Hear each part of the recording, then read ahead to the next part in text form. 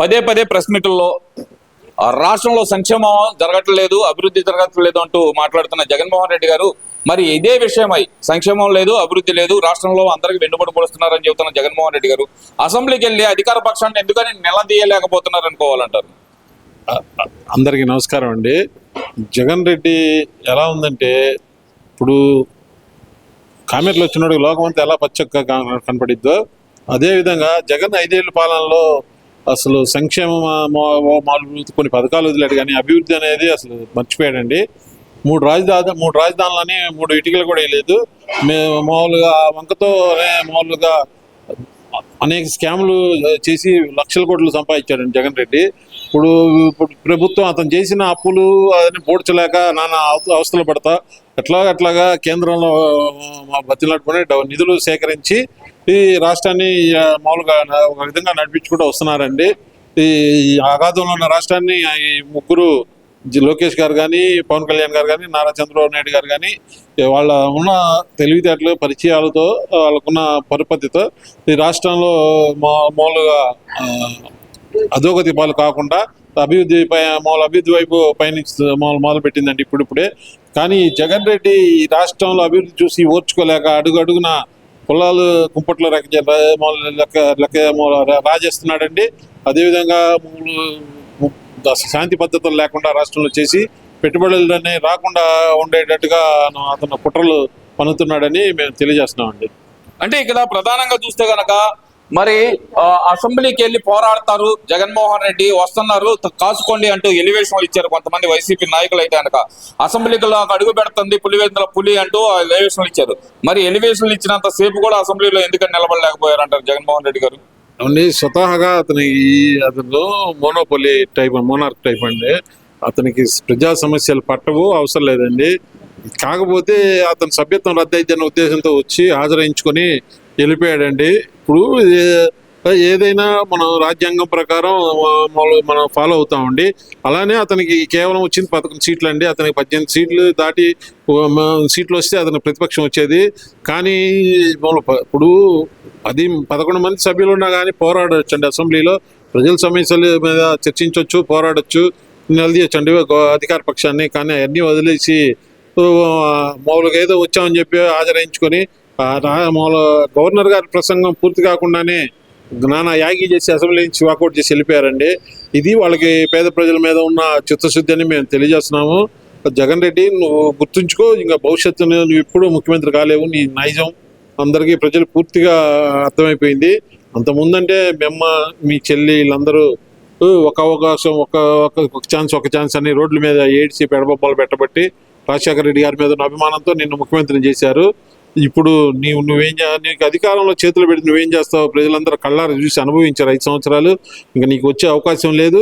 నువ్వు నీ ప్రయత్నాలను మానుకోవాలని, నీ కుట్ర బుద్ధులన్నీ మానుకోవాలని మేము కోరుకుంటున్నామండి. అంటే ఇక్కడ ప్రధానంగా చూసుకుంటే కనుక జగన్మోహన్ రెడ్డి గారు తన సొంత చెల్లైన షర్మిల గురించి వాళ్ళ పార్టీ వ్యక్తి అయినటువంటి ఒక వ్యక్తి దారుణంగా అందున చంద్రబాబు నాయుడు గారిని ఉద్దేశించి కూడా మాట్లాడుతుంటే ఖండించలేని స్థితిలో ఎందుకు ఉండాలంటారు అసలుకి?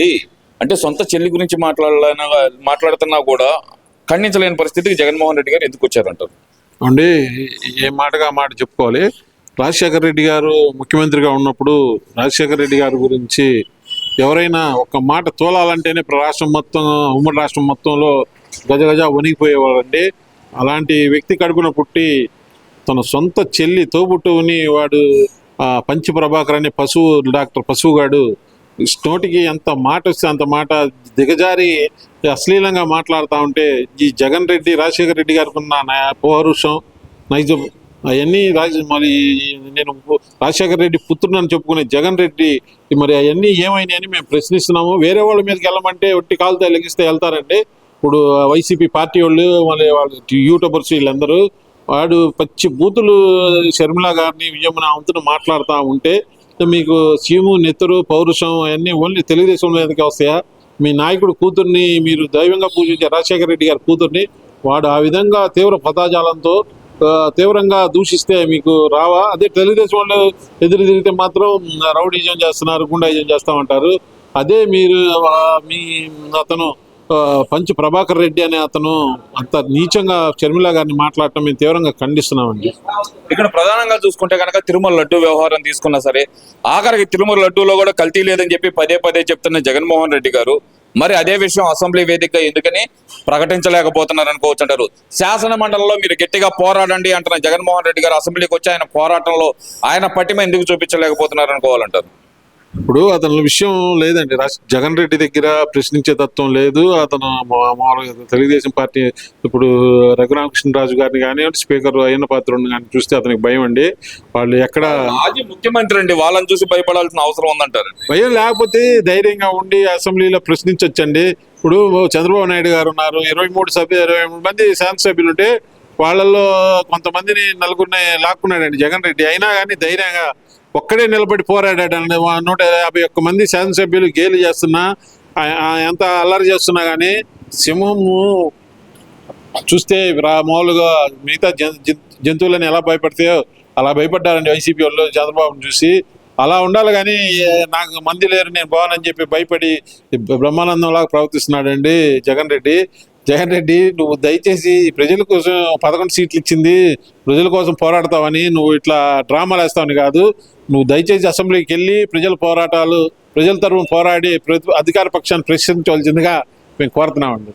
అంటే ఇక్కడ ప్రధానంగా చూసుకుంటే కనుక మరి వైసీపీ నాయకులైనా సరే, అంటే ఎమ్మెల్యేలు గెలిచిన వారైనా సరే అసెంబ్లీకి రావడానికి వెనకడుగు వేయడానికి కారణం ఏంటి? అంటే జగన్మోహన్ రెడ్డి గారు అడుగుజాడల్లోనే వెళ్ళడానికి నిర్ణయం తీసుకున్నారంటారా? ఒకవేళ రాకూడదు అని నిర్ణయించుకుంటే కనుక మొదటి రోజు ఎందుకు వచ్చారనుకోవాలంటారు? భయపడి వచ్చారా? సభ్యత్వం రద్దు అవుతుందని భయపడి వచ్చారనుకోవచ్చు అంటారా? లేదంటే కనుక మేము ఇదే చివరిసారి రావటం అని చెప్పడానికి వచ్చారనుకోవాలంటారు? పాపం వాళ్ళకి మిగతా సభ్యులందరికీ వచ్చి అసెంబ్లీలో అందరితో పాల్గొని వాళ్ళ నియోజకవర్గ సమస్యలు లేవనెత్తాలని ఉందండి వైసీపీ మిగతా నాయకులకి. కానీ జగన్ ఫ్యాక్షనిస్ట్ అతను ఏం చేస్తాడో అనే భయంతో వాళ్ళు ఏం చెప్పలేకపోతున్నారు. అతనికి తెలియకుండా సీక్రెట్గా వచ్చి హాజరు పట్టికలో సంతకం పెట్టేసి వెళ్ళిపోతున్నారండి. మళ్ళీ జీతపత్యాలన్నీ కట్ అవుతాయని, శాసనసభ్యత్వం రద్దు అవుతుందని. కానీ వాళ్ళందరికీ ఉందండి, కానీ జగన్ అంటే భయంతో వాళ్ళు పాల్గొనలేకపోతున్నారండి. వాళ్ళ సొంత నియోజకవర్గంలో సమస్యలు కూడా మాట్లాడలేక వాళ్ళు తర్జన పడుతున్నారు.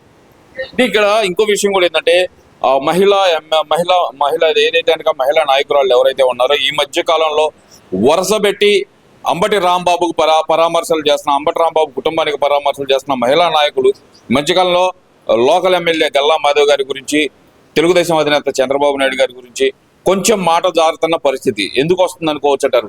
గతంలో చూస్తే కనుక రోజా ఒక 4-5 రోజుల క్రితం ఆమె వచ్చి అయితే కనుక భూమికి ఇంత ఉంటుంది ఆమె అంటూ గల్లా మాధవ్ గారి గురించి మాట్లాడటం, అలాగే చూస్తే కనుక రీసెంట్ గా వచ్చిన తానేటి వనిత గారు కానీ వీళ్ళందరూ కూడా కాచుకోండి మీ ఇల్లు ఎక్కడ దాకా పోద్దో మేము చూస్తాం, మీరు ఎక్కడ దాక్కుంటారో మేము చూస్తాం అంటే వార్నింగ్ ఇవ్వటం, ఇవన్నీ ఎలా చూడాలంటారు?